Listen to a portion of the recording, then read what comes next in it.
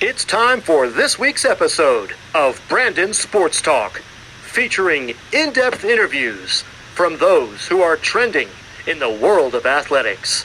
And now, here's the host of Brandon Sports Talk, Brandon Pate.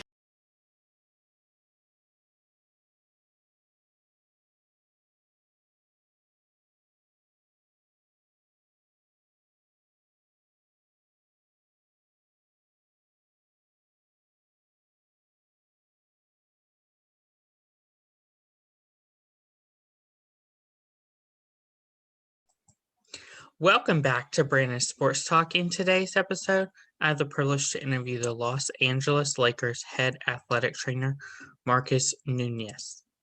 How are you doing today? I'm doing well. Good morning or good afternoon, Brandon. How you doing?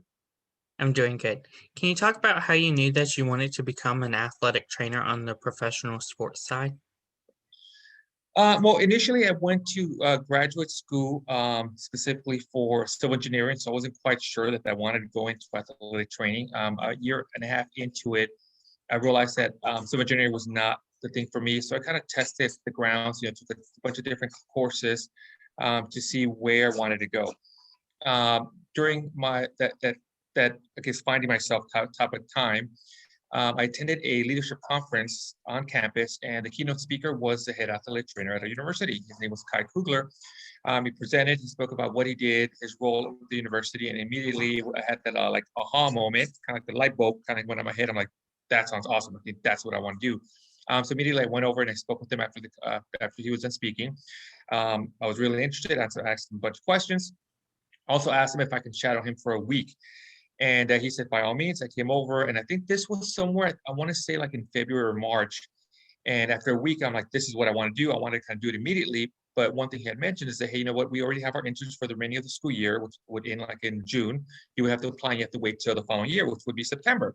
Of course, obviously, I'm like, okay, we'll have to wait. But then I got really itchy. I had an itch to try to kind of go into it. I didn't want to wait. So I was living in Riverside. I was driving by this place called the Sport Clinic. I'm like, let me drive in real quick and see what's going on there. It says sports, it says clinic. It's got to be something what I want to do. Luckily enough, they had two athletic trainers on staff. It was majority physical therapists, and they allowed me to come in and intern, and from there I started with them, and I haven't looked back since then. That's so amazing. I've noticed that your career, you've spent a lot in Los Angeles. How was that like? Yes. So one thing I will tell you, I feel very lucky and very blessed to have the opportunity to work with teams here in Los Angeles, in my hometown where I grew up. That is kind of very rare. I mean, it's very surprising.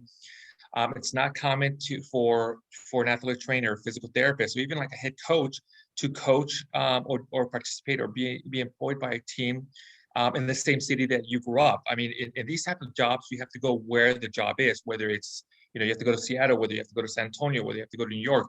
If someone offers you a job opportunity, you have to go there. And that kind of happened a little bit to me, so to speak. So I started with the LA Avengers, and I was there for 4 years. And then I got to the point where I was, okay, well, I've had the assistant trainer position for 4 years. I feel like I'm ready to move up to the next step. I need to get a head trainer position. And the only opening at the time was in North Carolina. Keep in mind that I think I've never left Southern California except to maybe to go to Vegas and to Mexico. That's about it. That's the extent of my travels prior to this. So going from the West Coast to the East Coast was completely different, complete eye-opening, but at the same time, obviously scary, but also exciting because I wanted to go to a new state, new environment, new everything type of thing. So that's the way it works. So like I said, I'm super lucky that I've been able to stay in LA and work with teams, not only with one, but like four professional teams in LA. So that's another rarity. So That's so amazing. What was your time like with the Los Angeles Avengers? So when I worked with the Los Angeles Avengers, it was exciting because that was my first time I actually worked in professional sports. I learned a lot. I learned the biggest thing I think I learned, and I'll tell you a quick story, is to be humble and to understand that as an athletic trainer, as a physical therapist, you don't know everything. And even when you do know, hey, I have everything grasped, you quickly kind of are brought back down to earth, so to speak. So I tell you a quick story where, it was my first year. I think I was working with them. I thought, I'm ready to go. I got packed. I'm certified. I have my license. I know everything because I have the certificate that tells me that I know everything already, right? And I go in, and one of the players gets up there. I tape his ankles. He leaves. I'm like, I pat myself on the back. I'm like, woohoo, this is I'm ready, great job, right? A few minutes later, I hear him coming back from the locker room to the training room, yelling and screaming. The head trainer back then was his name was Lonnie Scott. So he's like, Lonnie, can you cut this beep, beep, beep, beep tape job off of me? It's a beep, beep, beep, worst job I've ever had. Type of thing. So I went from a high quick down to a low. I'm like, great. But at the same time, it's one of those things that when you work in this environment, you have to have a thick skin, take it for what it is and learn from it. So as soon as the practice was over, everybody went home. I went to Lon and said, hey, Lon, do you mind if I take a couple of rolls of tape? He's like, yeah, by all means, take whatever you want. So I grabbed white tape, I grabbed free write, I took a bunch of boxes, went home, called all my friends, hey, what are you doing? Nothing. What are you doing? Come over. What are you doing? Nothing. Come over. So I just had them over, come over, sit down, take your shoes, take your socks off, boom. I started taping 1, 2, 3, and just over and over and over again. So it taught me really quick, perseverance, be humble, understand that you don't know everything, and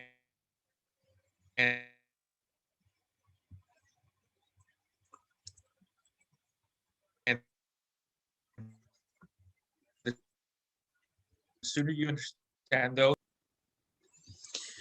Of course, can you talk about your time with the Carolina Cougars? Yeah, so when I went down to Carolina, I was with the Cobras.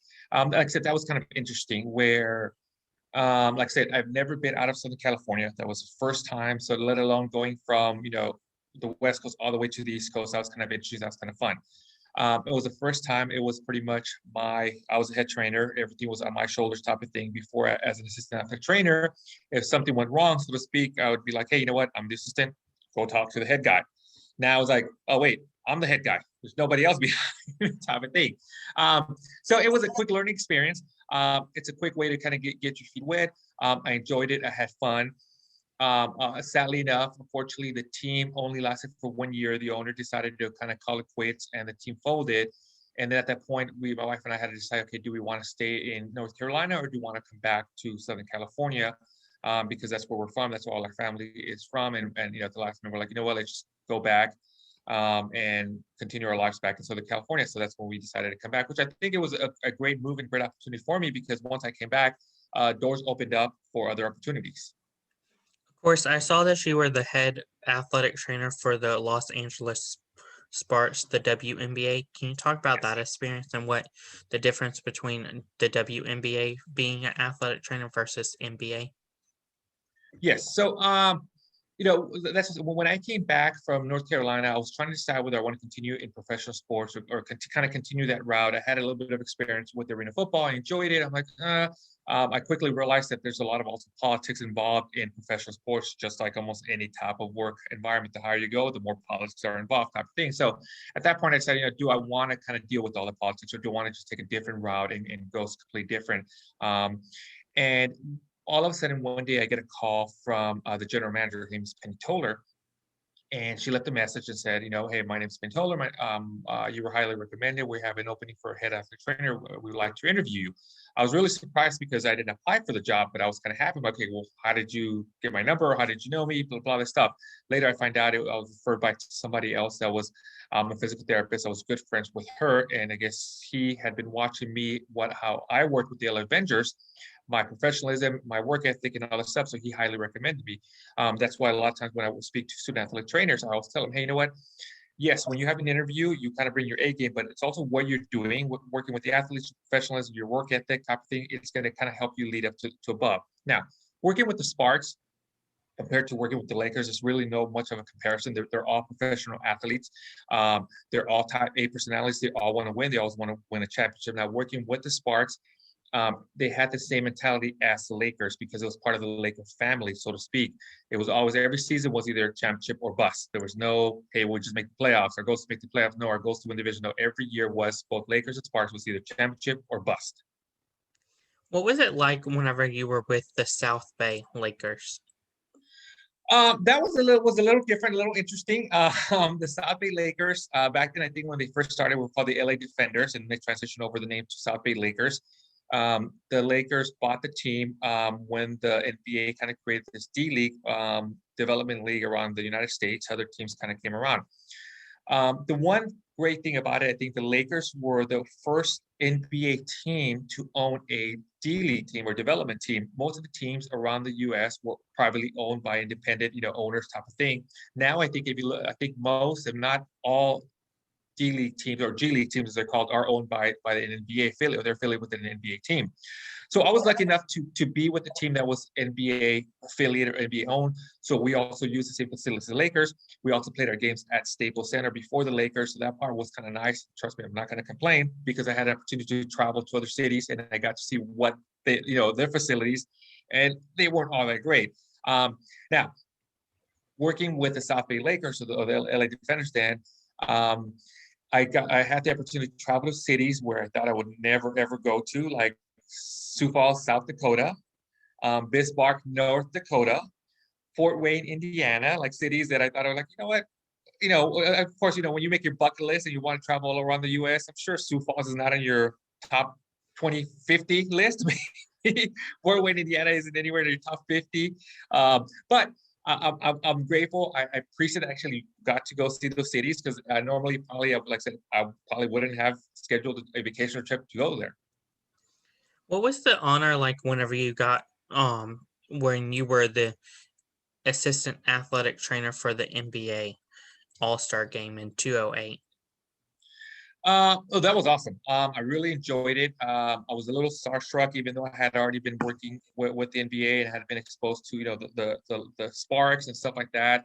The whole experience of being in the All-Star is just completely different. I mean, the league comes in, there's so many moving parts, it's so packed. I mean, it's a huge production type of thing. You have players going in and out, you have the G League games as well, you have the slam dunk contest, you have all those, and then of course you have the actual game where, how many times do you actually are able to sit there and watch a game with the top 24, 32 players in the league? I mean, you may get to go to a game, back then when the Lakers were playing the Celtics, and if you got to see, you got to witness Kobe, Paul Gasol, Derek Fisher, Lamar, versus Kevin Durant, Kevin Garnett, Ray Allen, who is it? Rajon Rondo. I mean, that was about 8 of them right there in one game. So if you got a ticket to one of those games, you got to see 8 top players there. Now you're at the All-Star game, you get to sit there and witness 24 of the top players in the NBA. That's incredible.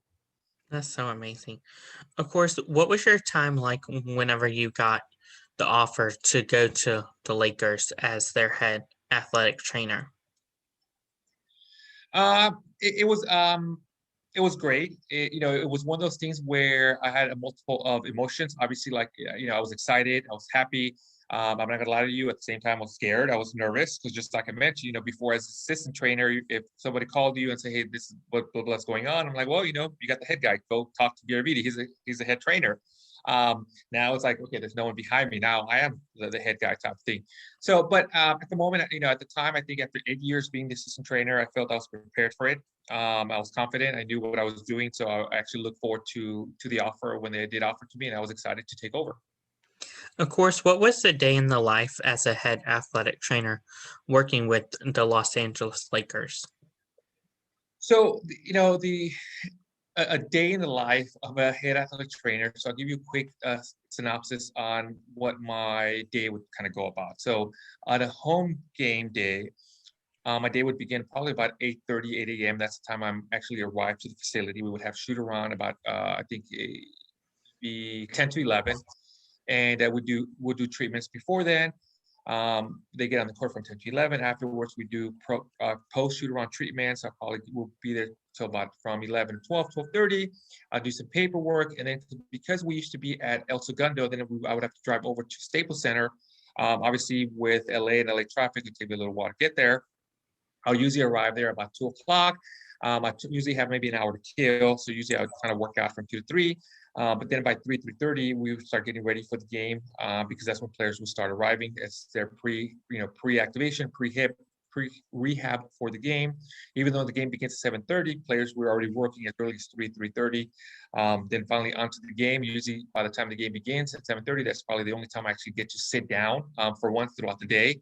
So that's kind of nice and just watch the game. After the game, we'll do post-game rehabs. So a game would normally finish about maybe 9:45, 10 o'clock. We'll do post-rehab afterwards, so about 11 o'clock. I'll stay there and do documentation till about maybe midnight. And then usually I'll leave between 12:30 and 1 o'clock, 1 a.m. from Staples Center and come home, only to maybe hopefully get 5 hours sleep and do it again the next day. Of course, whenever you were there, did you wrap like Kobe Bryant and LeBron James ankle and stuff? Yes. So, they were on the team. I got to spend, I think I worked, I want to say 8 years with Kobe Bryant. I got the opportunity to work with them on his rehab, taping, stretching, and all that stuff. Of course, while you were working with him, how hard was it whenever you realized, whoa, I'm working like right beside Kobe Bryant? And was starstruck coming in to your mind? You know what? To be honest with you, not really. I think initially you get that first initial impact when you walk in, obviously when the first time you see him. But the one thing about it is that before I actually joined the Lakers as their assistant trainer, I had already been kind of interning and working with them a little bit prior to that. So I had the opportunity to kind of flow into it. So the 2 years prior to that, I worked their summer league. I worked their training camp. So I had some exposure to them. So when I came in, they knew who I was. I knew who they were. So that part was kind of easy. But having said that, at the same time, you don't have time to be starstruck because you're going. There's no time to actually stop and like, oh, you're Kobe. Nope, you got to keep going. That's so amazing. Of course, what are some of your future plans now? So right now, I'm doing some independent entrepreneurship. I still work with athletes on the side. I'm actually trying to open up a network business, a website for athletes, professional athletes, semi-pro athletes, pro club athletes. The one thing that I realized is a lot of these individuals oftentimes don't have access or have lack of access to professional healthcare providers, whether it's a professional massage therapist, acupuncturist, chiropractor, athletic trainer. So I'm trying to kind of create a database for them to be able to have access to everybody wherever they go, type of thing. That's so amazing. Where can my listeners find you at on social media? Sure. So on social media, you can find me on Instagram at Marco A. Nuez 17. Also, for those that are on Clubhouse, the app Clubhouse, myself and Dr. Nima Moran, he's an orthopedic surgeon. He was with me also with the Lakers. He was a physician with the Lakers. We have a channel every Sunday night at 9 p.m. Pacific Standard Time called The Training Room. And that's where we discuss all the current injuries around the league, whether it's NBA, whether it's MLS, whether it's NFL, whether it's Major League Baseball, and also have the opportunity for listeners to ask questions. If there's anything that you guys are going through, any issues, any injuries that you want advice or recommendations, we'll be happy to do it. So every Sunday night, The Training Room channel on Clubhouse. Thank you again for your interview and best of luck in your future, wherever it may hold you. Thank you, Brandon. Appreciate it. You can find Brandon Sports Talk on Facebook at Brandon Sports Talk, Instagram at Brandon Sports Talk, Twitter at Talk_Brandon, and you can find me on YouTube at Brandon Sports Talk. Don't forget to like, comment, and subscribe. Thank you again for your interview and best of luck. Thank you, Brandon. You as well. You've been watching Brandon Sports Talk. Please feel free to like, share, and subscribe to Brandon Sports Talk on social media and on YouTube.